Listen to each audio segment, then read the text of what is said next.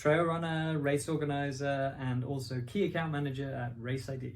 So sustainability, of course, is a hot topic on the world's agenda, and of course everyone in the outdoor community loves and cares for nature and the great outdoors that we both work and often enjoy as part of our leisure time and everything else. So it's super important for all races to be sustainable and environmentally friendly, and in particular for participants and for race organizers wanting to get more participants and grow their race and have consistency and continuity and a legacy in their race. It's super important to have that sustainability and that base that you can then build from in the coming years and in the future, basically. I would say that most races are in the beginnings of thinking and trying to get to that point where they can say, yep, we're doing everything we can to have our race as sustainable as possible. And some races, of course, are further along than others. I think the traditional way of organizing a race is perhaps not quite as sustainable as it should be. I think the impact in general is low, and of course we need to balance all of the impact, the negative impact, with the positive impact. And of course races have a great positive impact, there's no doubt about it, in terms of the health and the social aspect of racing. That is a huge positive impact. But in terms of the negatives, we can start to think about, like, okay, how can we improve sustainability?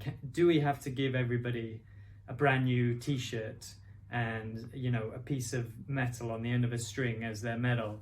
Can we be more sustainable? Can we think more about, okay, recycled materials, or picking up trash, and how we go about having like a no trash or no rubbish in the whole race, and this sort of thing, and keeping the nature clean, and then also doing development projects, perhaps planting some trees or whatever it is, to help basically improve and leave a positive impact rather than have a negative impact. So I have 5 tips, and I'll just quickly run through them, and you can find these 5 tips on our blog on the website. That's organizer@raceid.com. And first one is that you need to encourage longer stays for your participants that are traveling internationally. So a big international race, and hopefully your cool race is attracting international participants, and that's great. Of course, that's great for tourism, and it's great for your brand, and it's fantastic, right? But obviously that has an impact in terms of the travel of those participants, so we need to encourage those participants to stay a bit longer, to lengthen their stay, to minimize the impact of them just traveling just for your race, and spread that across the entirety of their stay and add value, basically. So there are many ways to do that.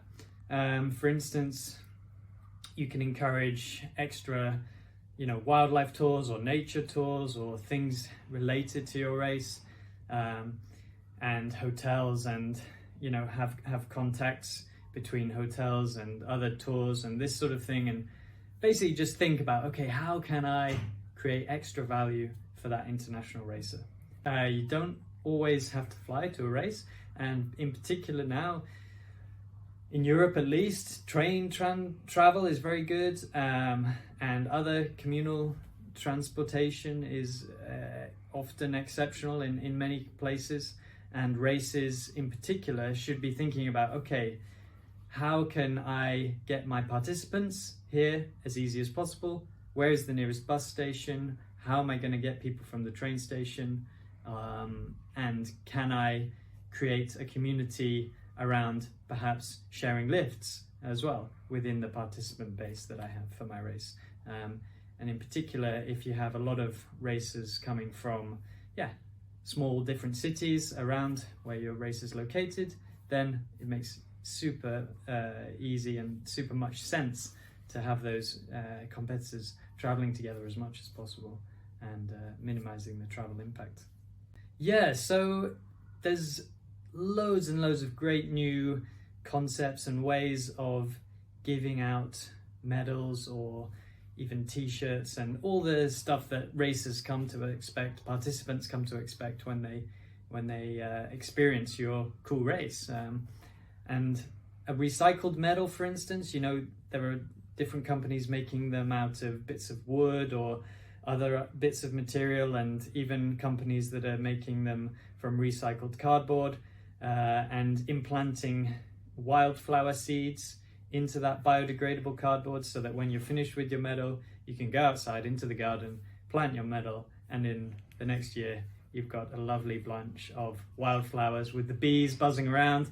And what better prize is that than having some nice wildflowers and some nice bees in your garden? So yeah, things like that are super cool and should be encouraged, and is definitely a more sustainable way, rather than melting down a nice piece of steel from the other side of the world and pressing it into a metal. Point number 3 is to make your aid stations more sustainable, and in this way there's been some great innovations in terms of packaging free drinks. So you can have, for instance, seaweed capsules that are filled with water or even filled with sports drink. They're gaining in popularity, and they have zero waste, and of course perhaps a little bit more expensive, but they're pretty good. They're mouth sized, they sort of burst in your mouth, and your participants also find them a bit fun. So they're a bit novel and great for the environment. What else can you do? You can just think about, okay, what are the wrappers that I'm putting into the aid points?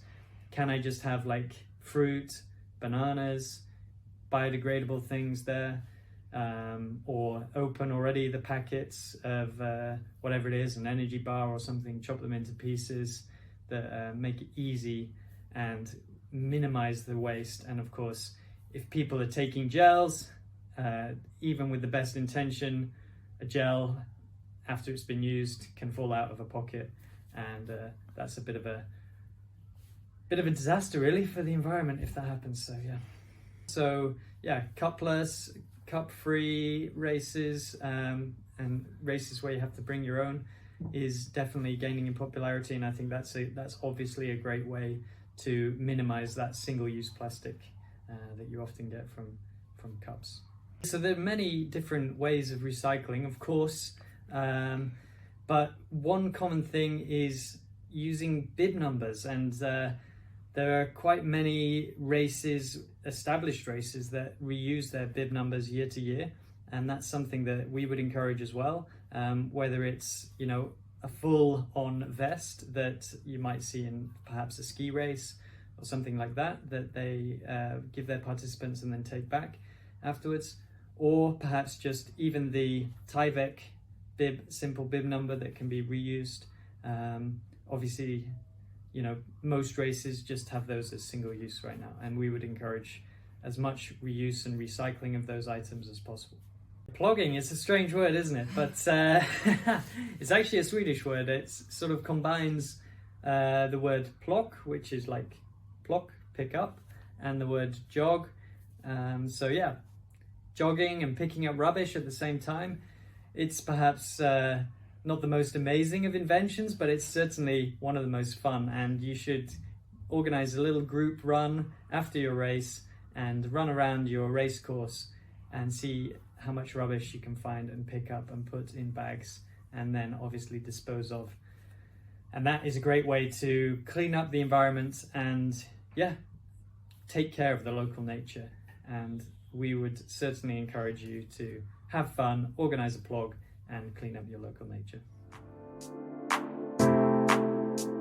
Last advice really is just to just analyze and think like, okay, what am I doing? How can I encourage both participants to be more sustainable, but also how can I be more sustainable in my own methods? And I think the biggest impact that we can all have is to be influential and try and influence other people to be as sustainable as possible, and to think as sustainable and as critically as possible about how they can be sustainable and caring for the environment.